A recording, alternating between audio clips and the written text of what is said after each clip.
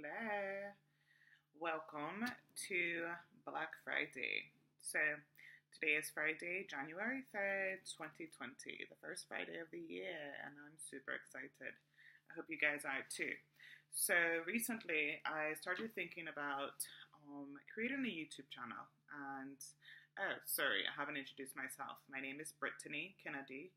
That is Brittany Kennedy. So, pronounce it correctly, please. I know in America you guys love to pronounce Brittany like that, and that's really cute, but that's not how you pronounce my name. So, Brittany, Brittany. I go by Brie for short, so you can also do that too. But anywho, so this year I started thinking about what I wanted to do and how I wanted to work from home, considering the fact that I am expecting my second child. I say second because I had a miscarriage a couple years ago. So this is technically my second. I'm super excited. I am 30 weeks. Boop, boop. So coming into motherhood, I have a feeling that work is going to be a little bit more difficult because I don't want nobody watching my kid. And I don't want nobody watching my kid because there's some crazy folks out there, from pedophiles to people that abuse children. I'm just not for it. So I'm a freelancer anyway, so I'm thinking about how I can expand my freelance capacity. And I was in the kitchen the other day, yesterday as a matter of fact, and I thought to myself, Black Friday. So here in America, the history of Black Friday as of late has been this day where everybody gets to go and spend all their money the day after Thanksgiving, which are 2 days that I'm not really in favor of. I feel like, first of all, Black Friday was initially back before Jim Crow in the slave days, was a day where slave owners would auction off their slaves at a discounted price. So why all of you get out there to spend all of your hard-earned money on a day where you can get all these deals, to me is consumption, mass consumerism at its best. But nonetheless, so I decided as an activist, I want to create a day where there's not so much negative connotation about Black Friday. Everybody loves Friday, so whenever you hear it's Friday, everybody's excited. It's headed for the weekend, last day of the week. People are going to go out, have a good time, they can relax. So I want to use my Black Friday here on this channel as a day to talk about issues that we face in the community. And by we, I mean, yes, those of the melanin, you know? So I think it's important to highlight some of the socio-economic issues that we face. I think there's a lot of topics out there that are very taboo, that we don't discuss in our culture, we don't discuss amongst each other, and I think we should change that. So I've decided to create this blog called Black Friday so that we can attack some of those issues and talk about it. One of the main things that I'm thinking of right now is motherhood. Like I said, I'm about to be a mother to a lovely little prince, and I can't wait. I'm so excited to meet this little boy, this bundle of joy that I've been growing in my tummy for 30 weeks now, going on 31. And one of the things that I'm deathly afraid of is being a single mother. The potential of being a single mother. What that looks like. Tackling and navigating life with this little one. Luckily, I've already graduated from college, so luckily I've got that underneath my belt and already out of the way. Luckily, I've submerged myself into my interest through arts and entertainment, and pushed through as a model and an actress. So I've got a pretty decent foundation, but still very terrified at the possibility of being a single mother. I'm not married to my child's father, and even in marriage, we don't know what tomorrow holds, you know. Divorce rates are at an all-time high. I myself am also divorced. Been divorced for about 5 years now, so I know the struggle is real. But I didn't know this struggle. I knew that single moms was an issue. I knew that it was a big issue in the African American community. It's something I see all the time, but it's not something that I thought of because it's not something I ever thought I would ever be. So going into motherhood and thinking that one day I might have to raise this little one on my own as a single mother, and that's terrifying. And now it's opening my eyes to a whole nother world out there. It's making me wonder, why are there single mothers, so many of us out there? What is the cause? What is the root? Where is it coming from? So that's something I want to tackle today. And I kind of want to explore it a little bit more even into next week, because as I did some research, I found that it's a big issue, like a really, really big issue. The numbers are crazy, as I will share with you shortly. So getting into this, I did some research, and even though this is Black Friday, and it's all about being Black, and we need our own spot, so that's why it's Black Friday, I do not discredit, nor do I want to turn away any other viewers of any other color. I am pro Black. Excuse me, I don't think I can talk today. Obviously, I'm pro Black for sure. I represent my people all day, every day. We need the support, but I am all inclusive. I am all about equality. I feel like being a single mother isn't just Black, it's a lot, as I will tell you the statistics shortly.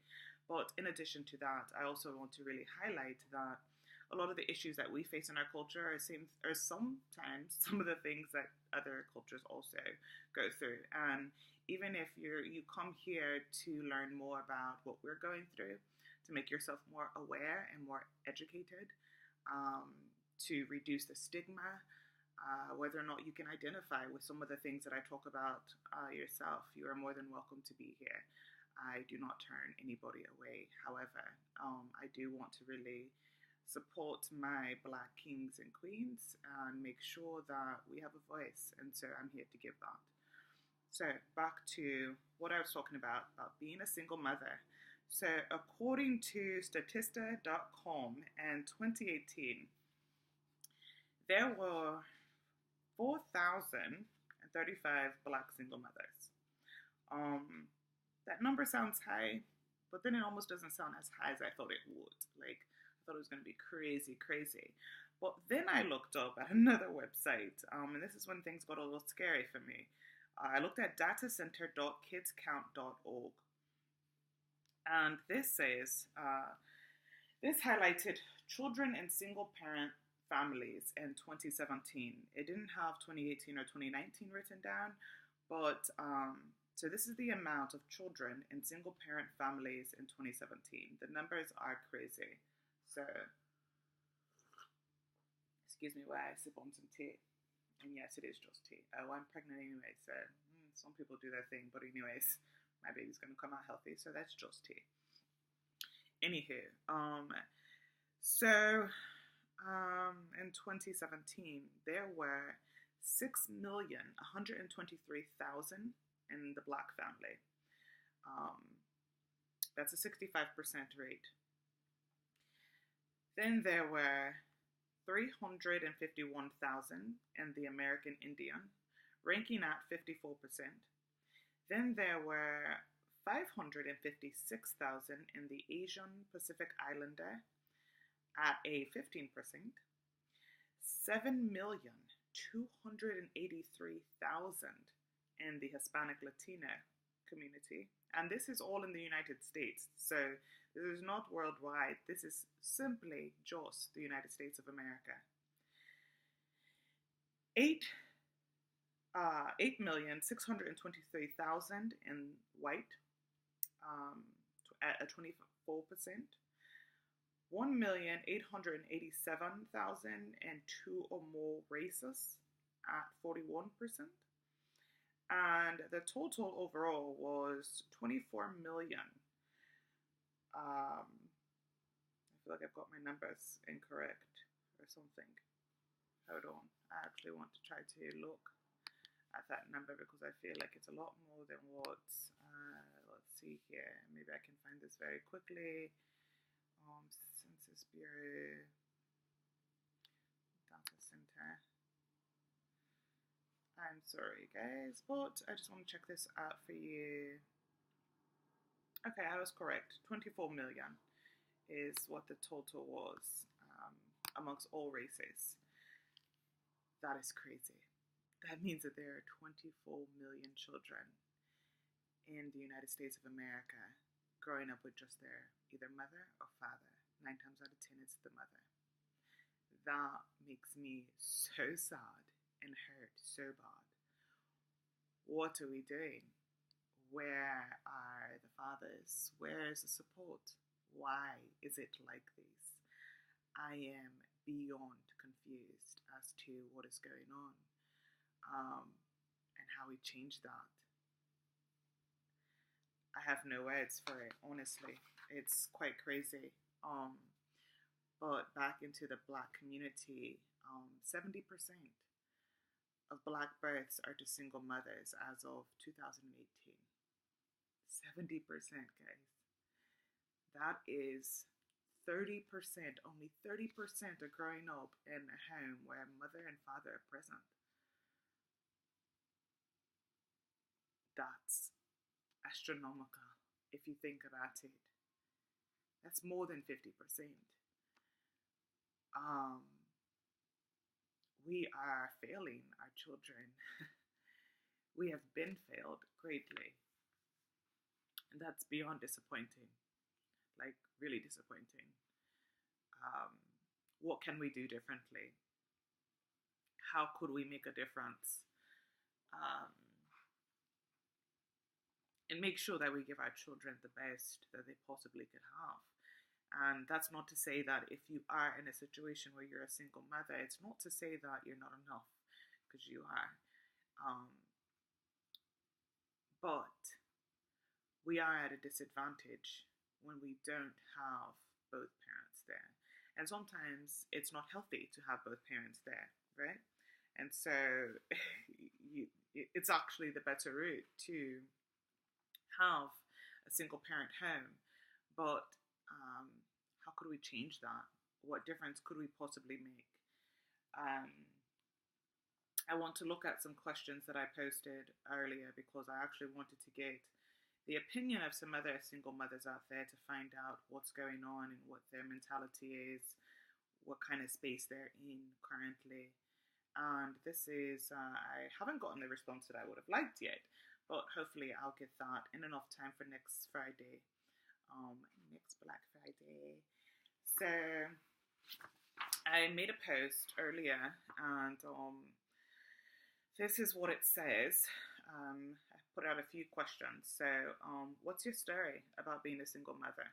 I want to hear it. Leave it in the comments. Number 2, how did you become a single mother? How did you get there? Did the father not want to be involved in the child's life? Did he not want to be involved with you? Okay, no shade at all, but it happens. Have you prevented the father from having a relationship with their child? And if so, why? Again, like I said, sometimes it's a healthy reason. It's a conscious, healthy decision to not have the father involved for whatever reason. It may suck, but sometimes they're not healthy. You know, maybe they're strung out on drugs, or there's an issue, or their emotional capacity is not of leadership qualities, and so therefore you've made that conscious decision not to allow that father to be as involved. Your children need stability. Our children need stability.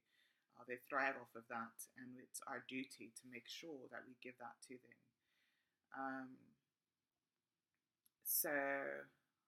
My next question is, how have you felt about being a single mother? How has it made you feel? I know I have felt sad. I have felt hurt. I have felt angry, bitter, even hatred. I have felt so many different emotions at the possibility of me having to raise this boy on my own that I can only imagine what it looks like for others. So I want to hear all of that. I want to know how it makes you feel. What's your story? Um, how has it affected your personal life? Um, how do you date? How do you move forward? What does that look like for you? What about your emotional well-being, your career goals, etc.? Um, we have to take good care of ourselves. One of the main things that I've had to focus on during my pregnancy is making sure that I'm happy and that I'm at peace 100%, which obviously has been very challenging. I have gone out of a lot of sage and I need to get a lot more sage. But just making sure that I'm happy, making sure that he's happy. Your baby feels what you feel, and if you're not able to stay at peace as much as possible, we hinder our children because they grow from us, right? And whether or not they end up coming out sad or having anger issues or things like that, it's all about what the baby experiences while in the womb, on top of what it experiences once it comes out of the womb. But the emotional and psychological development is already happening once you start getting pregnant, or once you're pregnant, not start getting pregnant. And so you have to be very careful about what you allow your child to hear. Um, I have struggled a little bit with that, still struggling with that, but I am trying my best to make sure that my baby is happy as much as possible by me meditating often, creating peace, doing things that I love to do that make me happy, going to art events, listening to motivational speaking, whatever I can possibly do to make sure that my mind and my spirit is at one, in one accord with the universe and the divine. That's what my focus is, so that he can be as happy as possible. I read to him a lot. Every morning, I open up two lovely books, which I must share with you actually. They're really good. I love them so much. Hopefully, I don't knock my tea over as I try to get up. But anywho, so one of the books is this lovely thing here, and I know this is not going to read properly, I guess, but Little Legends, Exceptional Men in Black History. This book is freaking phenomenal, like beyond phenomenal. So in this book, I'll just open to a page here. You've got highlights of black men. We know what our history books look like, or what the history books look like here in America, and they are sure do when it comes to black history. But this young woman, her name is Vashti Harrison, did a phenomenal job highlighting black men in the world, and talking about their achievements and what they did. And it gives young black boys and young black girls an idea of the strength of our people. It is amazing. Like, I'm so excited. I get excited about reading this book every night because I'm actually learning so much about these people. Some of them I know about already, naturally, but some of them I really don't.